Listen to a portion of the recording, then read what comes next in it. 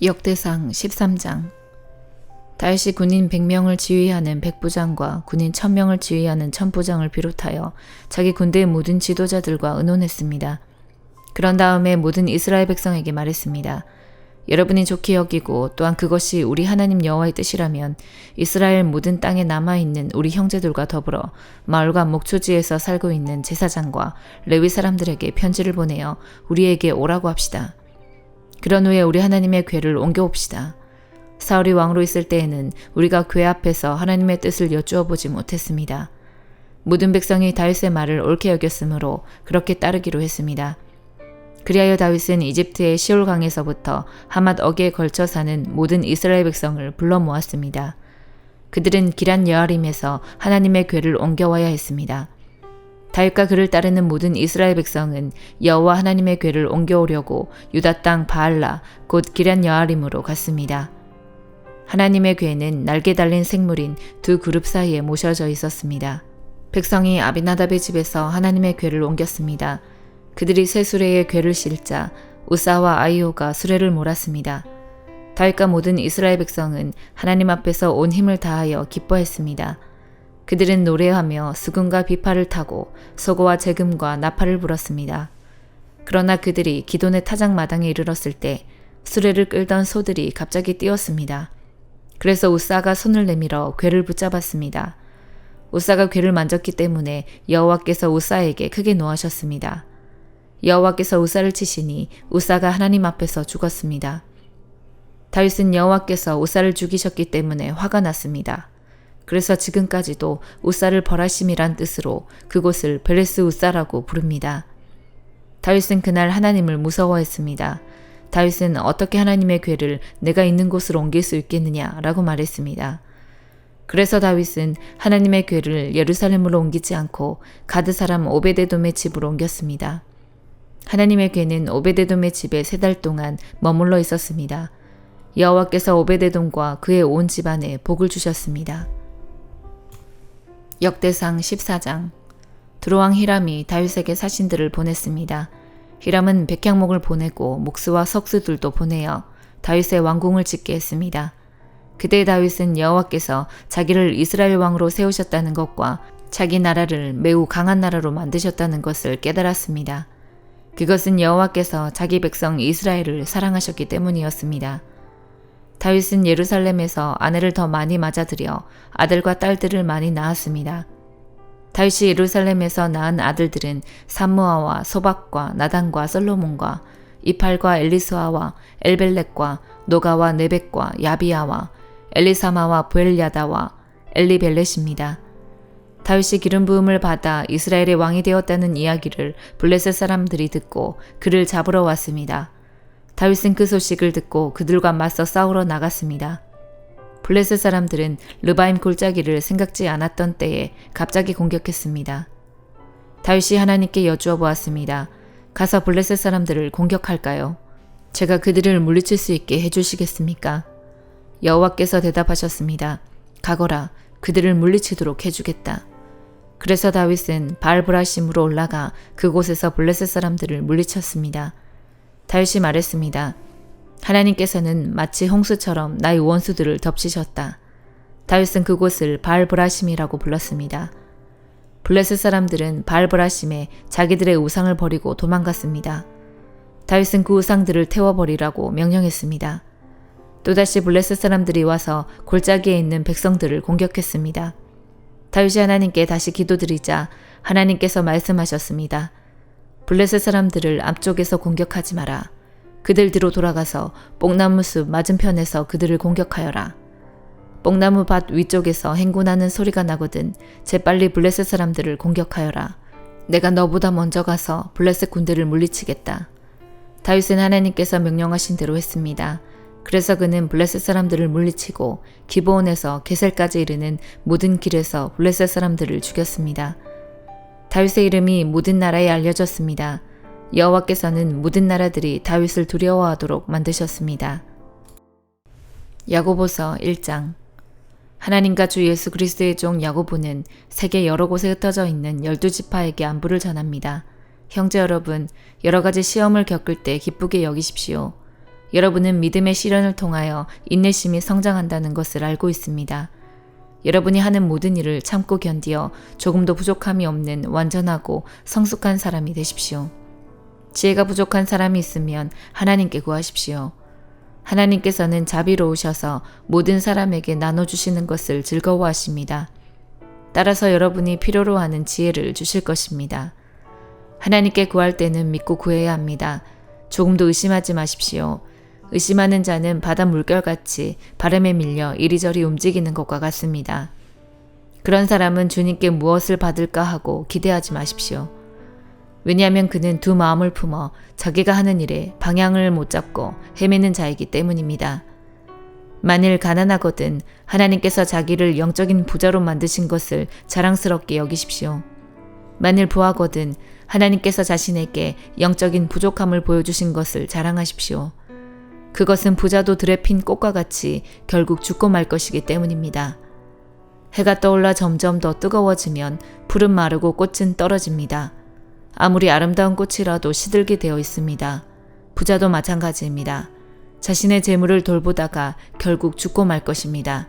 시험을 받은 후 더 강건해졌다면 복 있는 자입니다. 자신의 믿음을 증명했으므로 하나님께서 그에게 생명의 면류관을 주실 것입니다.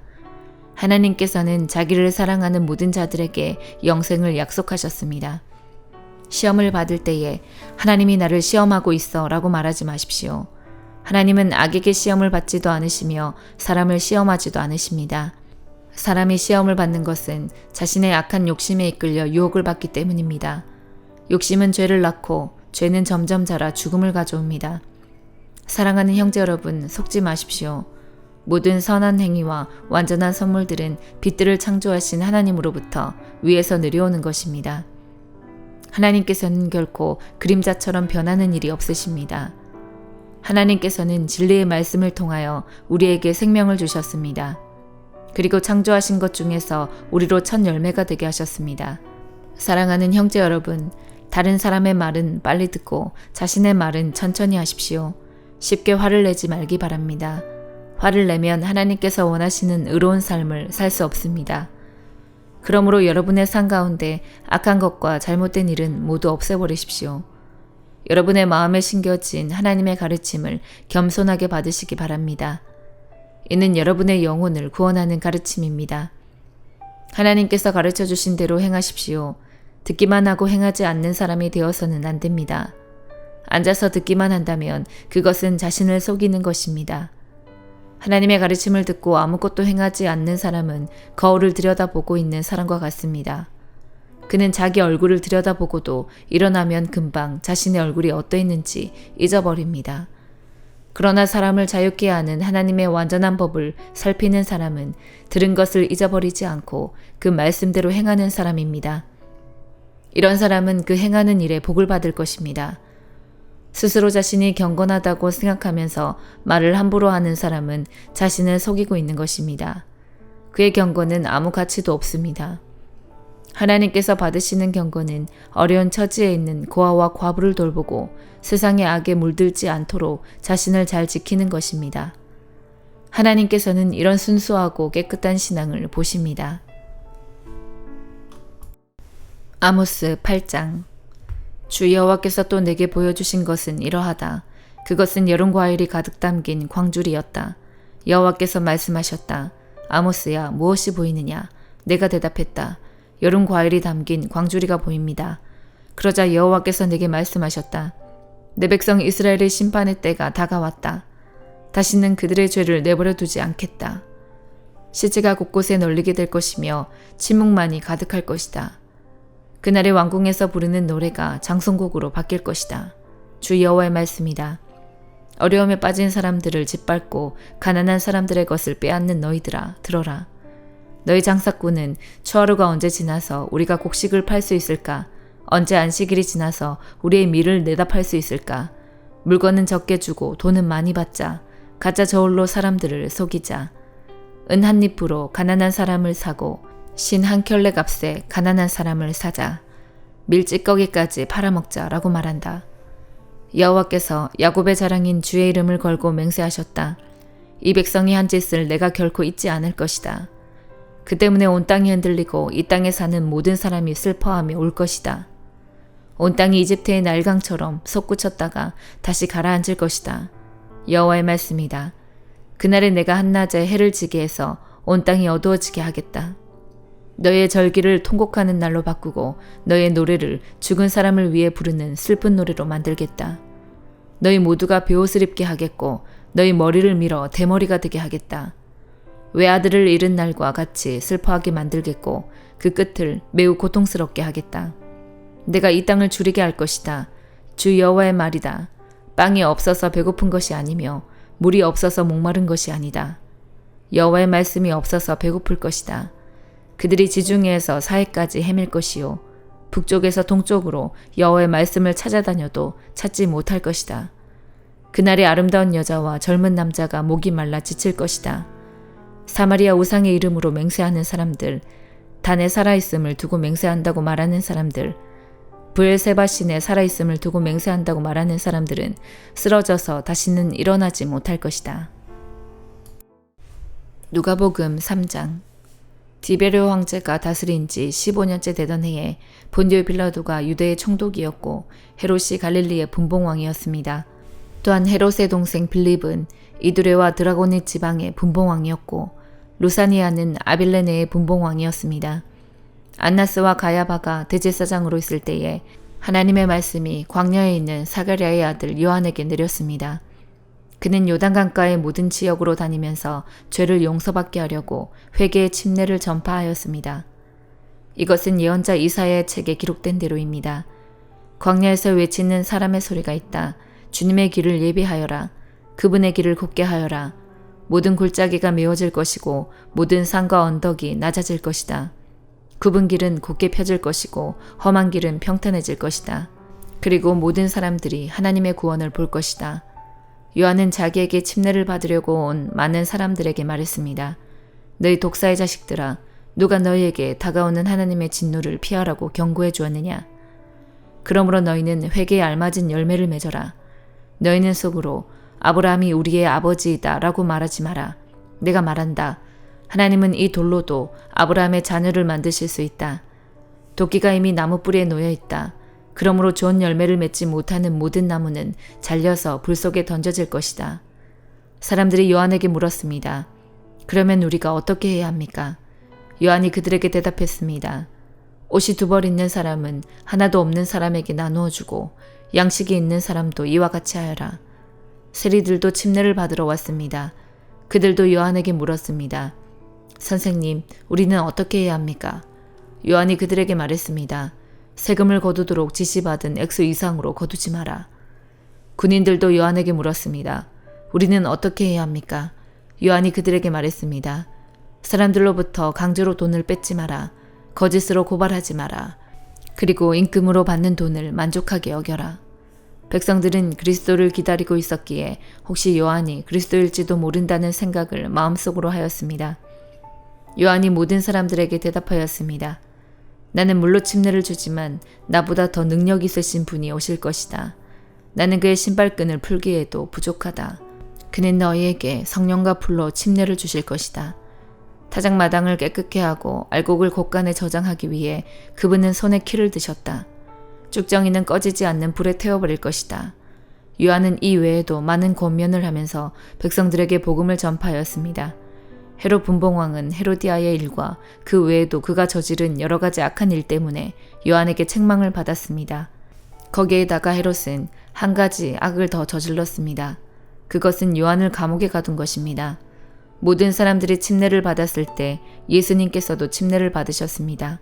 예수님이 기도하고 계실 때 하늘이 열렸습니다. 그리고 성령이 비둘기의 모습으로 예수님께 내려왔습니다.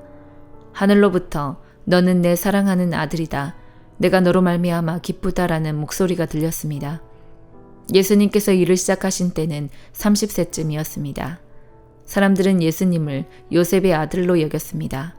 요셉은 헬리의 아들입니다. 헬리는 맏닷의 아들이고 맏닷은 레위의 아들입니다. 레위는 멜기의 아들이고 멜기는 얀나의 아들입니다. 얀나는 요셉의 아들입니다. 요셉은 맏다디아의 아들이고 맏다디아는 아모스의 아들입니다. 아모스는 나움의 아들이고 나움은 에슬리의 아들입니다. 에슬리는 낫게의 아들입니다. 낫게는 마앗의 아들이고 마앗은 마따디아의 아들입니다. 마따디아는 서머인의 아들이고 서머인은 요색의 아들입니다. 요색은 요다의 아들입니다. 요다는 요하난의 아들이고 요하난은 레사의 아들입니다. 레사는 스룹바벨의 아들이고 스룹바벨은 스알디엘의 아들입니다. 스알디엘은 네리의 아들입니다. 네리는 멜기의 아들이고 멜기는 아띠의 아들입니다. 아띠는 고삼의 아들이고 고삼은 엘마담의 아들입니다. 엘마담은 에르의 아들입니다. 에르는 예수의 아들이고 예수는 엘리에서의 아들입니다. 엘리에서는 요림의 아들이고 요림은 맏닷의 아들입니다. 맏닷은 레위의 아들입니다. 레위는 시므온의 아들이고 시므온은 유다의 아들입니다. 유다는 요셉의 아들이고 요셉은 요남의 아들입니다. 요남은 엘리야김의 아들입니다. 엘리야김은 멜레아의 아들이고 멜레아는 멘나의 아들입니다. 멘나는 마따다의 아들이고 마따다는 나단의 아들입니다. 나단은 다윗의 아들입니다. 다윗은 이새의 아들이고 이새는 오벳의 아들입니다. 오벳은 보아스의 아들이고 보아스는 살몬의 아들입니다. 살몬은 나손의 아들입니다. 나손은 아미나답의 아들이고 아미나답은 아드민의 아들입니다. 아드민은 아니의 아들이고 아니는 헤스론의 아들입니다. 헤스론은 베레스의 아들이고 베레스는 유다의 아들입니다. 유다는 야곱의 아들이고 야곱은 이삭의 아들입니다. 이삭은 아브라함의 아들이고 아브라함은 데라의 아들입니다. 데라는 나홀의 아들입니다. 나홀은 스룩의 아들이고 스룩은 루의 아들입니다. 루는 벨렉의 아들이고 벨렉은 헤버의 아들입니다. 헤버는 살라의 아들입니다. 살라는 가하난의 아들이고 가하난은 아박삿의 아들입니다. 아박삿은 셈의 아들이고 셈은 노아의 아들입니다. 노아는 레멕의 아들입니다. 레멕은 무드셀라의 아들이고 무드셀라는 에녹의 아들입니다. 에녹은 야렛의 아들이고 야렛은 마할랄렐의 아들입니다. 마할랄렐은 가하난의 아들입니다. 가하난은 에노스의 아들이고 에노스는 셋의 아들입니다. 셋은 아담의 아들이고 아담은 하나님의 아들이었습니다. 아멘.